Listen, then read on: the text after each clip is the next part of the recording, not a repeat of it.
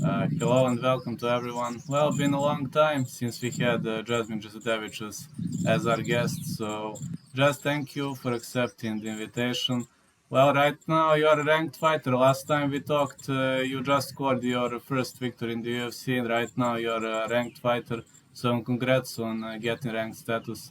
How are you feeling after Miranda Maverick victory? What was the key to success in your victory? Did you have a specific strategy? And we can break down round by round if okay to you. Yeah, so I didn't really have anything specific for Miranda.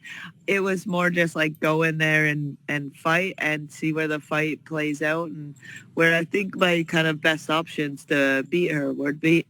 um, yeah, so that's kind of what the plan was, and I'm glad it got executed well.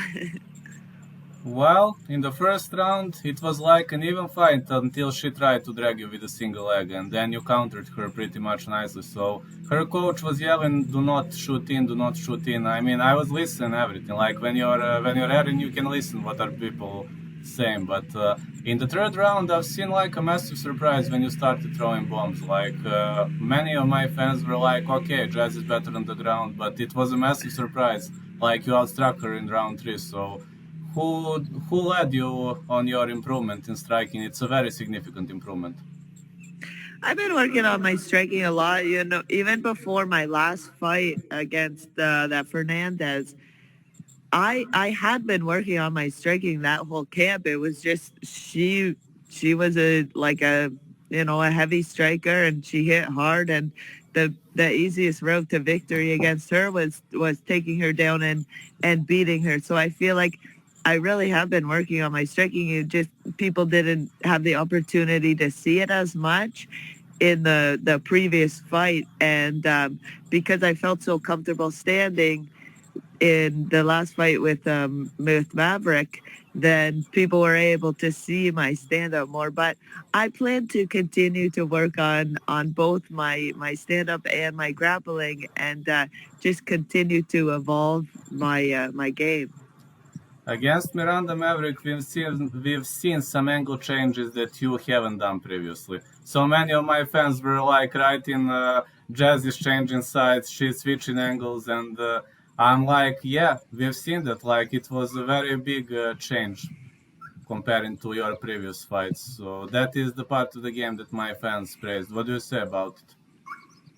Yeah, I like that. I like switching stance. I like mixing it up, and sometimes you need to go southpaw for a little bit and switch it up, or the switch stance blitzes that they always work. They change up the angles, and yeah, I'm throwing those into my game a bit more. About Gabriella Fernandez, you said that the part of your game plan was to take that fight to the ground. Like, did you feel comfortable in that fight, considering like it's very hard when somebody is bouncing back of a loss? I know it's pretty hard. So, was it additional level of stress before that fight? Yeah, it was a lot of stress going into that fight. Having that loss over your head. I hate like it sucks to carry that loss. It feels like it's always just like weighing on you. Being on a loss. I mean, I feel like even after a win, I try to carry that loss and to almost like keep it on me a little bit, just so that I'm forced to be in the gym and make sure I'm like dedicating myself 100%. I'm not you know cheating on any reps. I'm not like missing practices or anything like that. So there is motivation in it, but yeah, with that Fernandez fight, I wanted to get back in the win column, so I wasn't gonna her best way to beat me would be to if I'm gonna strike with her. And I have the understanding that why am I gonna strike with this girl when I can just take her down and beat her there. And each person is like a little bit of a different of a game plan, and so I'm very happy that I have the ability to be able to have the choice to take them down or keep it standing. I'm fortunate to be able to do that. Another question. I mean, I assume you don't watch at bookies much, but like they haven't given you much of a chances against Miranda Maverick. You were like, I believe, plus 240 or something, like you were heavily underrated. So, do you watch those odds, or you're like, I don't care, I'm like just fighting? Yeah, I don't care. I don't bet, or I don't even know if I can bet, or none of like my coaches or anyone can bet really. So I don't care. I mean, I kind of like being on the underdog to tell you the truth, because all my friends message me, "Oh, I made so much money on you," and like so, I kind of like it in that regard. It doesn't bother me. I whatever. Well, you know, in our MMA community, we like to make tournaments etc. And thanks to your victory, I advanced to the finals. So that's what, like, it's a massive score when the underdog wins. But I was confident because I knew how Miranda was gonna fight.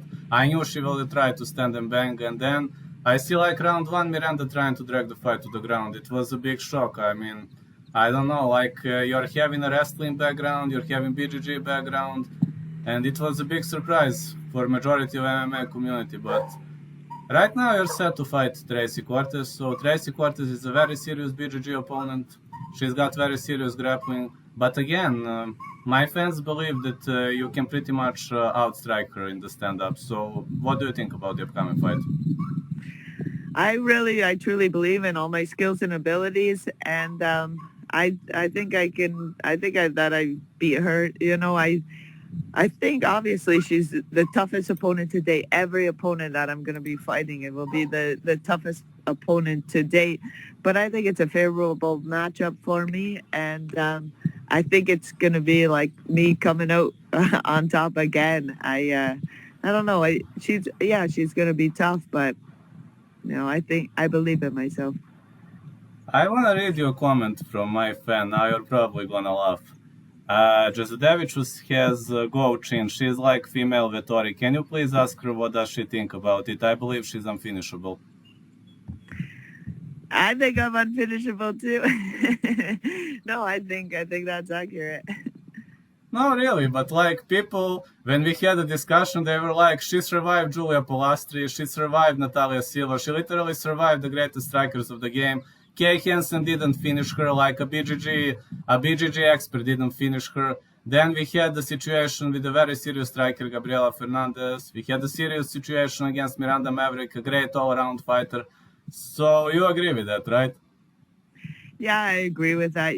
I'm in the room and I'm training with like the high level chicks and like all the dudes, and they're trying to finish me all the time, and I don't get finished in the room a lot, so I don't imagine that I'm gonna get finished in a fight. I mean, there's always a chance, and sometimes I do get finished in the room, but yeah, I think I'm hard to finish. I got a small little head, a small little neck, so I'm hard to finish there. And I don't know. I'm tough. I don't like giving it to them. I won't just roll over. Yeah.